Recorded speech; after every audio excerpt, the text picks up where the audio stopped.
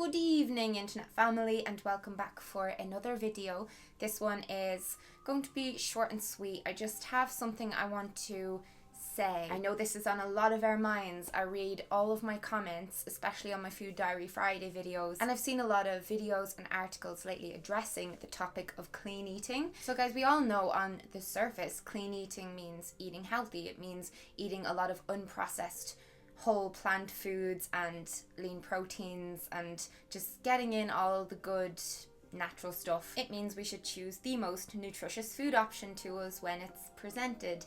And this sounds quite innocent, right? The thing is, a lot of us seem to brush over this at certain points in our life when we're on a health kick.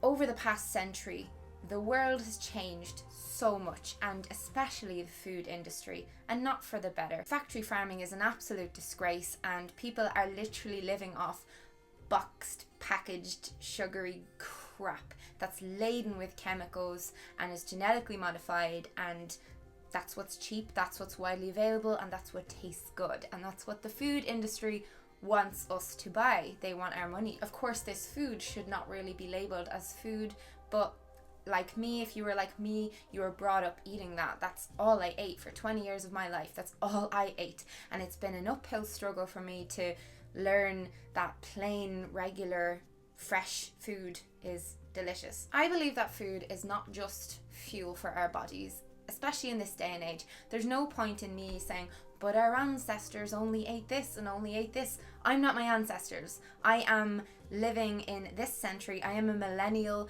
who has had to cope with all of the misinformation out there on diet. I'm still trying to wade through things all the time, things I'm reading, things I'm watching in documentaries. It's a lot. And when you pare it all back, food is fuel, yes, but it is also a source of pleasure for many of us, and it should be. I think it's one of the only things we all have in common in this life. We all breathe, we all sleep, we all have sex, we all eat food. The main point of this video is that yes, your physical health is very, very important, but so is your mental health. And as somebody who lost all my mental health because of food and a fear of it and an obsession with it, I'm very passionate about my mental health, and sometimes I weigh it like this. So my mental health, physical health. Sometimes I allow my physical health to not be perfect in order for my mental health to hang on in there and stay blossoming. So I want to talk a little bit about why clean eating may not always be healthy, because your health is not just how your body works on the inside. It's a lot to do with how your brain works too.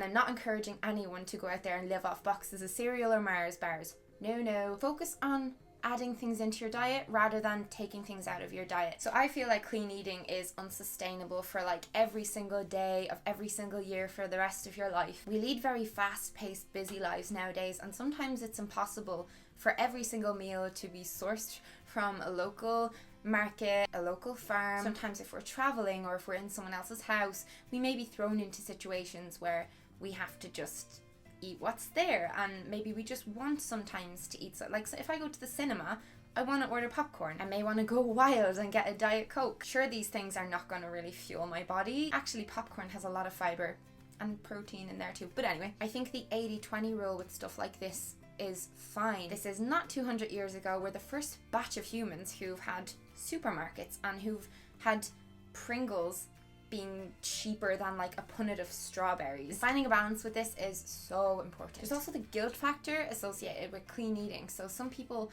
demonize certain foods so much, and this food is clean, this food is dirty. So if you eat this food, you're like a dirty, unclean person. And it's such a dangerous way to think and to approach your diet. It immediately sets you up for this immense feeling of guilt if you fail. So that's why I don't do diets. I don't agree with diet plans. And a lot of my friends, they'll go on Slimming World, and my family might do like Weight Watchers or Atkins or whatever.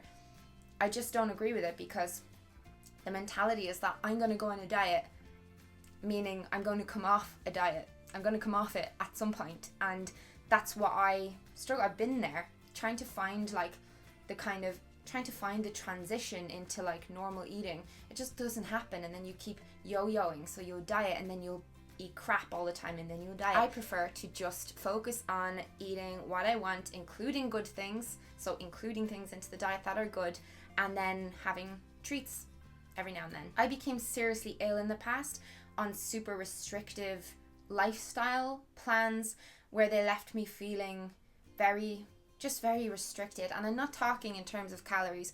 You know, I talked recently about why I stopped being vegan, for example, and I think veganism is amazing.